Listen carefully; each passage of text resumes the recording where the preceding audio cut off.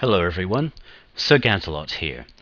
Today I'd like to talk about Microsoft Project and specifically how we can add graphical indicators to our Gantt charts to make them easier to read. This presentation is part of a series on YouTube where I aim to provide you with tools, techniques, tips and tricks for slaying those project management monsters that plague us on a daily basis. Monster is my acronym for management, organization, network, scheduling and tracking error. So without further ado, what I'd like to do is to go into Microsoft Project here and look at a schedule which is fairly typical of those that you'll see in organizations. This project is being well managed. It's been baselined. We're tracking progress against the baseline. And you'll see on the right the unfortunate result of all that good work. We end up with something that can be rather difficult to interpret.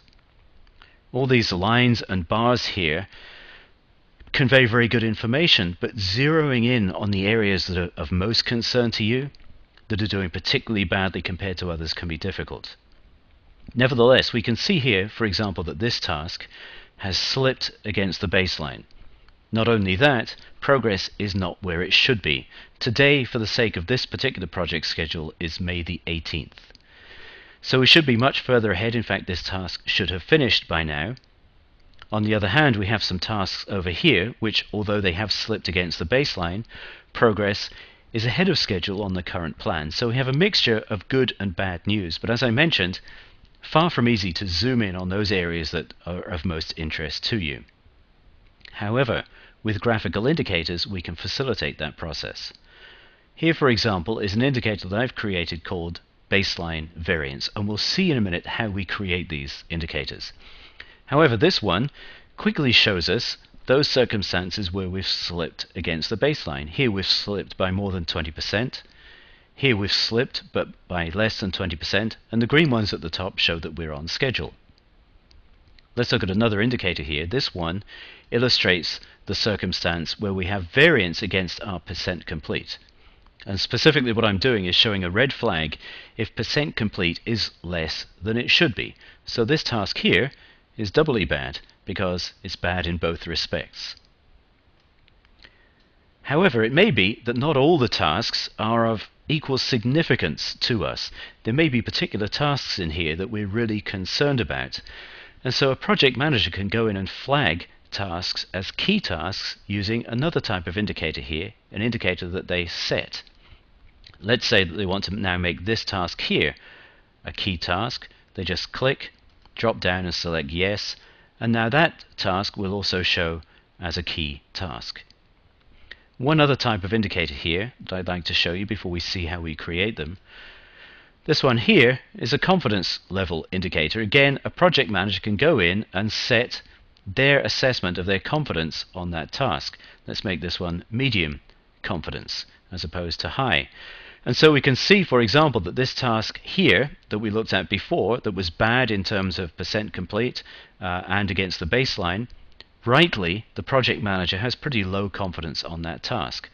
On the other hand, they could look at this one now and say, well, you know what, even though it's bad, I think I can do better in the future, so I'm going to set this one as medium confidence. So a variety of indicators and a word of warning for you.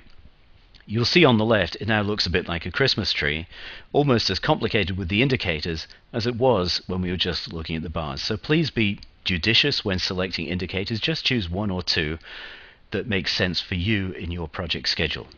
So how do we go about creating these? The first thing we do is we insert one of the existing fields. And you can always insert a field by right-clicking, clicking Insert Column, and then choose one of the many fields that are available. And if you're going to customize, then choose maybe one of the number fields, text fields. Once it's inserted, you can then customize the field. So let's assume in this case we had, and what I did there was I right-clicked. Now I'm clicking Customize Fields. The field that we inserted was text 30. So what we do first is we rename it to be baseline variance. Then we go in and create a formula. And here's the formula for this field. And this one is pretty complicated. You can find very easy formulas.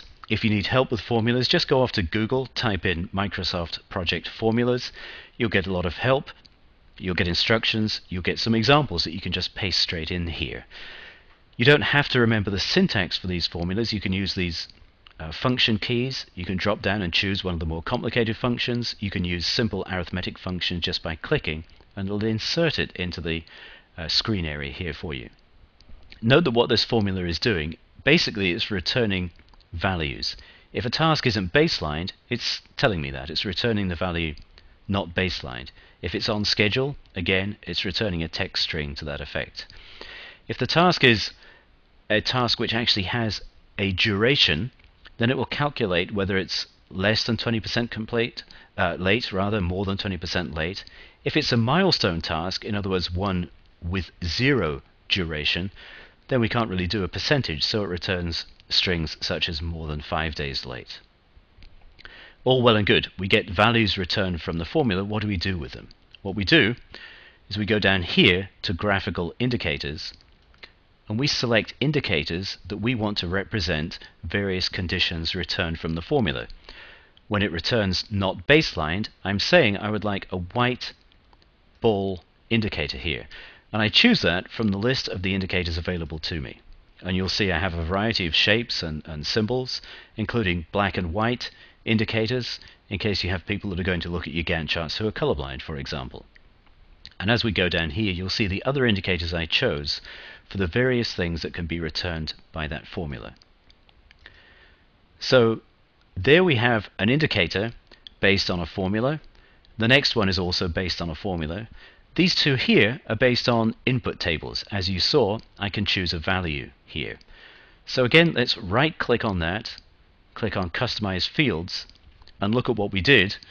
This is the confidence level field. We chose text 27 and renamed it.